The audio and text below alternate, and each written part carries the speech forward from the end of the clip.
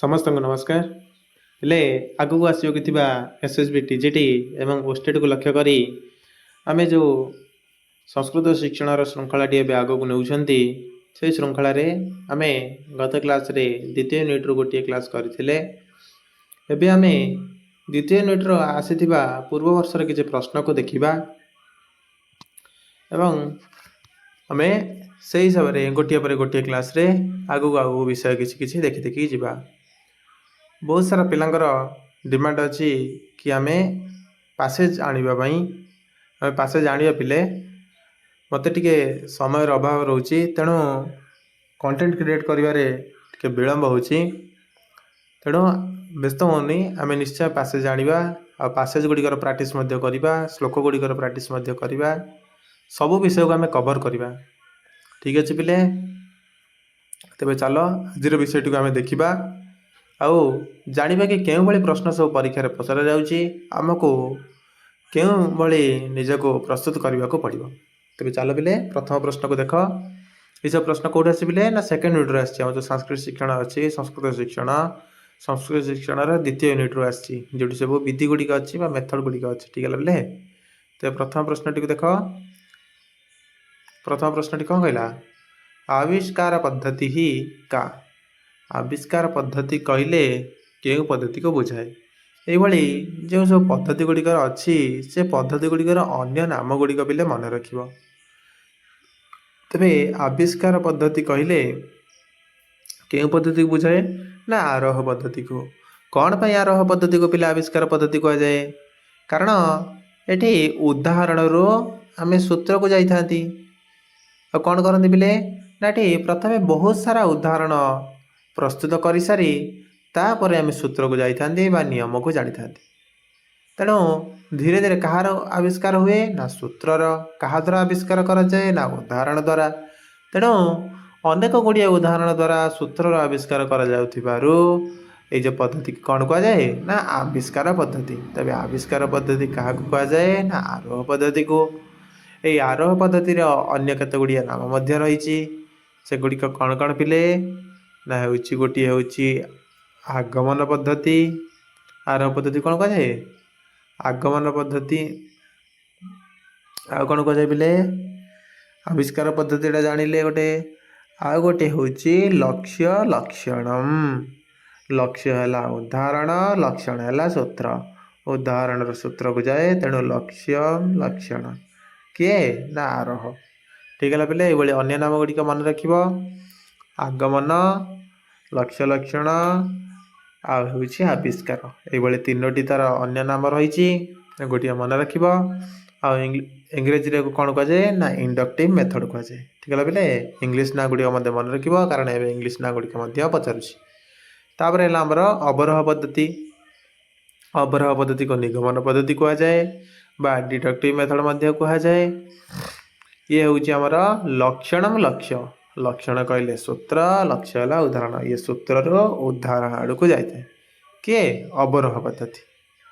ठीक है पिले प्रत्यक्ष पद्धति डायरेक्ट मेथड परोक्ष पद्धति इनडायरेक्ट मेथड ये प्रत्यक्ष पद्धति आउ परोक्ष पद्धति तार इंग्लीश ना गुड़िक मन रखा प्रश्न टी देख पिले आरोह पद्धति है गुण रूपेण स्वीक्रियते आरोह पद्धति गुण रूप कौटी ग्रहण करे ना शिक्षादान सुविधाजनक भवति शिक्षा ग्रहणम आनंददायक भवति पाठ्य समापनम न समय सापेक्षम मेधावी न छात्र विशेषतः आहरण कुर्वन्ति नाटी पिले शिक्षा ग्रहणम आनंददायक भवति जेहेतु पिला माने एटी बहुत इंटरेस्ट सहित पढ़ती आ जानिबा को चेष्टा करती से माने पूरा फुल पार्टिसिपेट करती क्लास रे पूरा सक्रिय रुहति तेणु ये क्लास टी केमती हुए ना आनंददायक हुए से क्लेश अनुभव करती ना ये हूँ गुण रे ये जो केते गुड़िए गुण रही तार गुण दोष युड़िक भल भाव में मन रख प्रत्येक पद्धतिर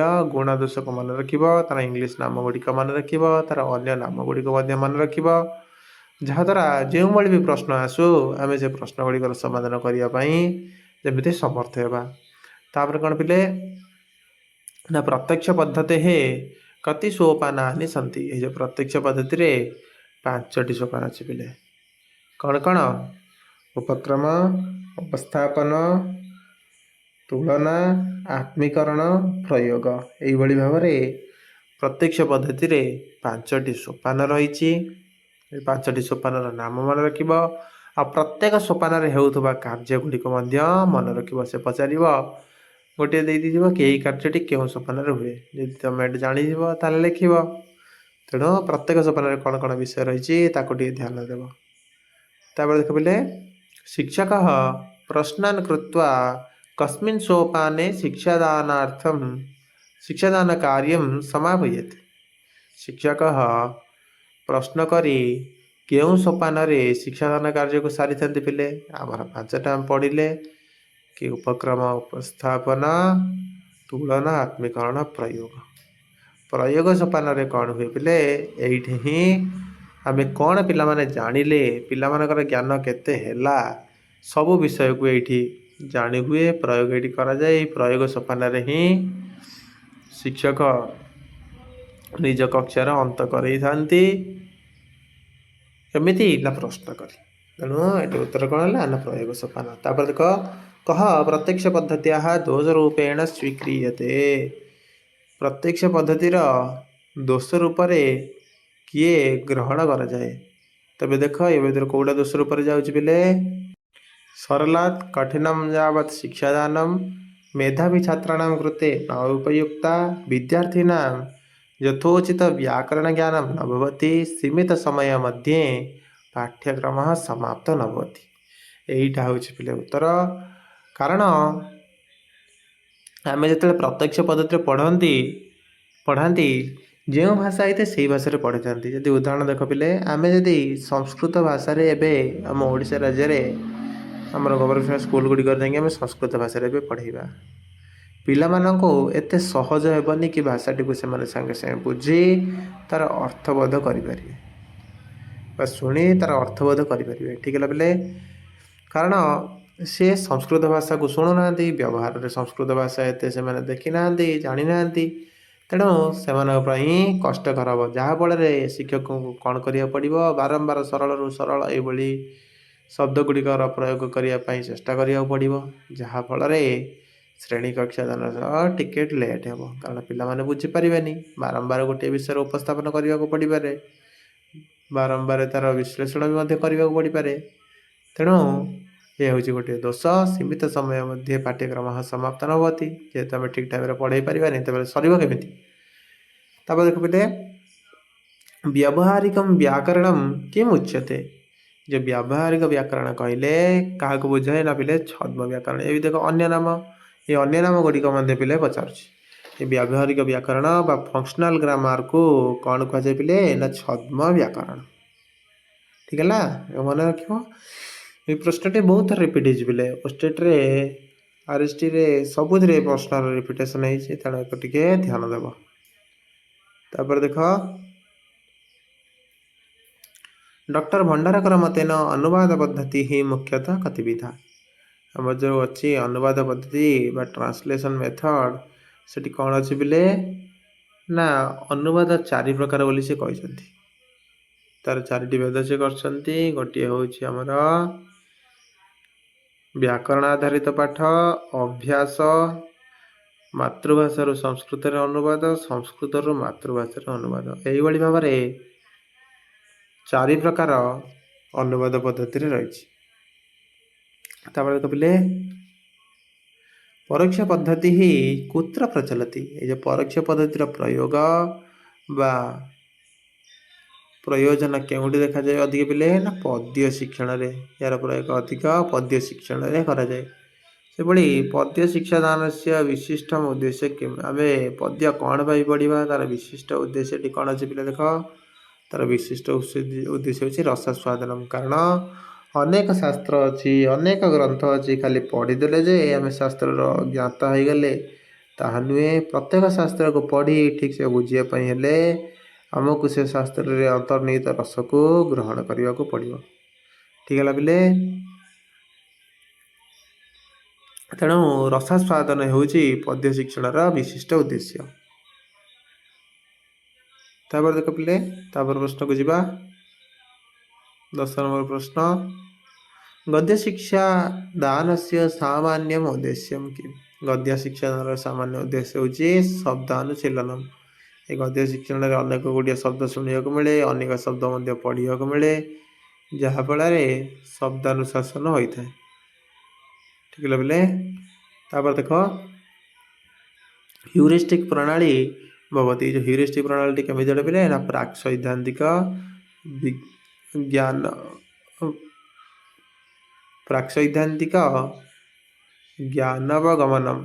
ये कौन हुए बोले ना सिद्धांतटी जो सिद्धांतटी थाए जो कौन से विषय होता है तार सिद्धांत को प्रथम दि जाए और तापर तार प्रयोग हुए। तेणु ये प्राक सैद्धांतिक आम से पचार वैज्ञानिक पद्धति भितर कौटा अच्छी ह्यूरिस्टिक पद्धति, प्राक सैद्धांतिक पद्धति कौटा नहीं ह्यूरिस्टिक पद्धति। ठीक है बोले सब मन रख। देख गुरु आदौ नियम पूर्वक पाठ। गुरु प्रथम नियम पूर्वक पाठ को आदर्श वाचन कहुए। गुरु परे पिला मानकर पाठन को अनुवाचन कहुए। ठीक है बोले तापर प्रश्न को चलो। सिद्धांत प्रथम प्रदीयते। सिद्धांतर उपस्थापन व सूत्र उपस्थापन केउटी करा जाय बिले ना अवरोह पद्धति रे।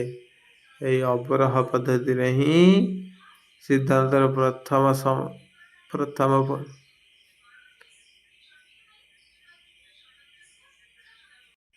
सिद्धांतर प्रथम प्रयोग करा जाय थाए।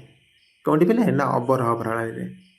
आ कौन बिले ना उपस्थापन सोपानम अंगम भवती। एटा गला हमर अवरोह प्रणाली रे आगे सूत्र बा सिद्धांत आरोह रे हमर प्रथम उदाहरण पर सूत्र। ठीक है बोले ये पाठ्यपुस्तक प्रणाली रही। पाठ्यपुस्तक प्रणाली को कौन कहुए बोले ना गतानुगतिक प्रणाली कहुए। क्या बोले ना पाठ्यपुस्तक प्रणाली को कौन कहुए बोले ना गतानुगतिक प्रणाली। ठीक है बोले तापर प्रश्न देख उपस्थापन सोपानम अंगम भवती। उपस्थापन सोपान कहार अंग अटे पिले ये उपस्थापन सोपान प्रत्यक्ष पद्धति अंग अटे। प्रत्यक्ष पद्धति 5टी अंग रही भर उपस्थापन सोपान गोटे। संस्कृत भाषायां प्रत्यक्ष पद्धति ही बाहुल्यन गृह्यते। परोक्ष पद्धति बाहुल्यन पद्य विभाग एवं प्रत्यक्ष पद्धति बाहुल्यन गद्य भाग होता है। ठीक है बोले तापर देख तापर प्रश्न को जीवा 16 नंबर प्रश्न को प्रयोग प्रयोग टाइपिंग मिस्टेक है प्रयोग भवती। प्रयोग कौटी बोले जब प्रयोग रहा है प्रयोग कौन कहुए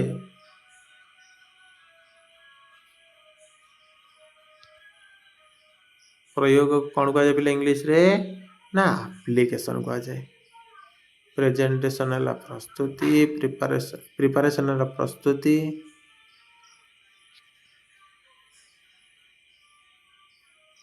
प्रेजेंटेशन है उपस्थापन आमर कंपैरिजन है तुलना एप्लिकेशन है प्रयोग। ये भाव में समस्त आंग्ल नाम गुड़िक पे मन रख। देख उपस्थापन सोपाने शिक्षक प्रथम किम करती। उपस्थापन सोपान रे शिक्षक प्रथम आदर्श भाषण ही करते। सी आसी कौन पिला अनेबे ना पाठ लिखन करेंगे ना कथा सारे ना बोले सी आदर्श भाषण ही करते। पारंपरिक पद्धति ही आंग्ल भाषा किम भवती। पारंपरिक पद्धति को आंग्ल भाषा ट्रेडिशनल मेथड कहुए। टेक्स्ट बुक मेथड है पाठ्यपुस्तक प्रणाली। प्रोजेक्ट मेथड है प्रोजेक्ट मेथड प्रोजेक्ट प्रणाली। डायरेक्ट लैंग्वेज मेथड है प्रत्यक्ष पद्धति। ठीक है बोले ये इंग्लिश नाम गुड़े मन रख। कारण एवं प्रश्न 3 ରୁ 4टी कम से कम आसी जाऊँगी गोटे परीक्षा तेणु ये सबको टे ध्यान देव। तापर जो बोले आउ 2टी प्रश्न आमर अच्छी आज आम 20टी प्रश्न आलोचना करवा। तेज चल तापर 2टी प्रश्न को आम देखा। व्यावहारिक व्याकरण आंग्ल भाषा किमुच्यते। व्यावहारिक व्याकरण को आंग्ल भाषा फंक्शनल ग्रामर कहुए एवं तात्विक व्याकरण को फॉर्मल ग्रामर कहुए। ठीक है बोले डिस्क्रिप्टिव ग्रामर नुहे कि सिंथेटिक ग्रामर नुहे। तापर व्याकरण से कंठस्थीकरण प्रणाली। व्याकरण को कंठस्थीकरण कथा आसिले कंठस्थीकरण केवल पारंपरिक प्रणाली होता। पूर्व काल में सबकि शुणुले आ मुखस्थ कर ही रखुले। तेणु व्याकरण कंठस्थीकरण प्रणाली पारंपरिक प्रणाली बोली कहुए। यही भाव में बोले आम सेकेंड यूनिट 20टी प्रश्न देखिले। ତୁମେ ଏଇ ସବୁ ପ୍ରଶ୍ନ ଗୁଡ଼ିକୁ ଦେଖିବ, ତୁମର କେଉଁଠି ସବୁ ଏ ପ୍ରଶ୍ନର ଅସୁବିଧା ରହୁଛି ସେ ବିଷୟ ଗୁଡ଼ିକୁ ପୁଣି ଆଉଥରେ ପଢ଼ିବ, ତାକୁ ଜାଣିବ ଏବଂ ପ୍ରଶ୍ନ ଗୁଡ଼ିକର ସମାଧାନ ତୁମେ ନିଜେ କରିବା ପାଇଁ ମଧ୍ୟ ଚେଷ୍ଟା କରିବ। ଯାହାଫଳରେ ତୁମର ଜ୍ଞାନର ଦୃଢ଼ତା ହେବ, ତୁମେ ଜାଣିପାରିବ କି ତୁମେ କେତେ ପଢ଼ୁଛ ଆଉ କେଉଁ ହିସାବରେ ପଢ଼ୁଛ ଆଉ କ'ଣ କଲେ ତୁମର ପଢ଼ାରେ ଆହୁରି ମଧ୍ୟ ଉନ୍ନତି ହୋଇପାରିବ। ଠିକ୍ ଅଛି ପିଲେ, ଆଜି ପାଇଁ ଏତିକି। ତୁମେ ପ୍ରଶ୍ନ ଗୁଡ଼ିକ ଭଲ ଭାବରେ ଦେଖିବ ଆଉ ତୁମର ସାଙ୍ଗସାଥୀଙ୍କୁ ମଧ୍ୟ ପଠାଇବ, ଯାହାଦ୍ୱାରା ସେମାନେ ମଧ୍ୟ ଏ ପ୍ରଶ୍ନ ଗୁଡ଼ିକୁ ପାଇପାରିବେ, ସେମାନେ ବି ଆମ ସହିତ ମିଶି କିଛି ପଢ଼ିପାରିବେ। ଠିକ୍ ଅଛି ପିଲେ, ତୁମେମାନେ ବ୍ୟସ୍ତ ହେବନି, ଆମେ ସବୁକିଛିକୁ ନିଶ୍ଚୟ କଭର୍ କରିବାକୁ ଚେଷ୍ଟା କରିବା ଆଉ ସବୁକିଛି ପଢ଼ିବା। ବାସ୍ ଟିକେ ଧୀରେ ଏବେ ଆମେ ପଢ଼ିବା। ସବୁଦିନ କ୍ଲାସ୍ ଆଣିବା ଟିକେ ମୋ ପକ୍ଷେ ଟିକେ ସୁବିଧା ହେଉନି, କାରଣ ମୋତେ ମଧ୍ୟ ଅନେକ କିଛି କାମ ବି କରିବାକୁ ପଡ଼ୁଛି। ତେଣୁ ଆମେ ଧୀରେ ସବୁ କ୍ଲାସ୍ ଦେଖିବା, ପଢ଼ିବା। ତୁମେ ମଧ୍ୟ ଏସବୁ ବିଷୟ ଗୁଡ଼ିକୁ ଠିକ୍ ଭାବରେ ଦେଖିବ। ଠିକ୍ ହେଲେ ପିଲେ, ରହୁଛି। ପୁଣି ଦେଖା ହେବ ଆଉ ଗୋଟେ କ୍ଲାସ୍ରେ। ଧନ୍ୟବାଦ।